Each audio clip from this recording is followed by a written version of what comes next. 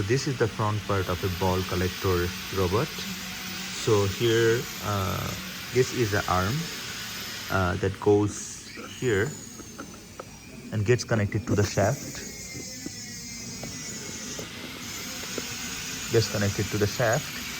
So as the servo rotates, the shaft rotates, and this arm also gets rotated. But the challenge with this is it's only connected at this point, where this point with the servo shaft, and the other portion of the arm is unconnected. So it works like a cantilever beam, and that creates a wobbly motion as the torque is generated at the servo.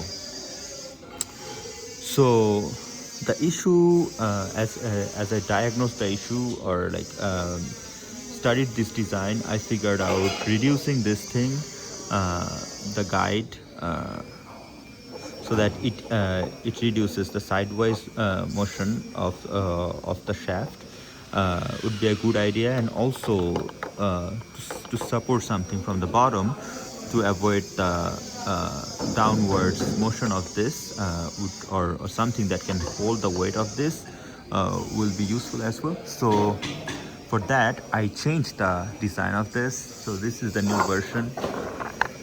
This one is the new version, where this guide dimension is way smaller compared to this one, and also there is a bottom plate where this thing can hold. And so if I put this one inside,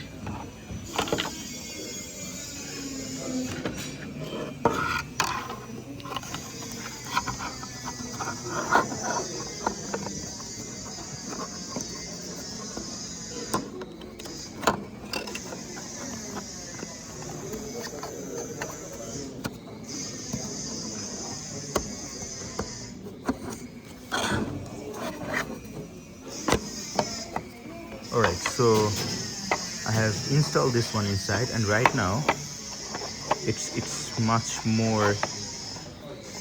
more restricted, constrained from all dimension. From the bottom it's constrained here, and from the sidewise we can see like this is almost the same dimension as the shaft, so it doesn't have some motion. And from the top it will also be connected to the through this servo, which is gonna be well secured on this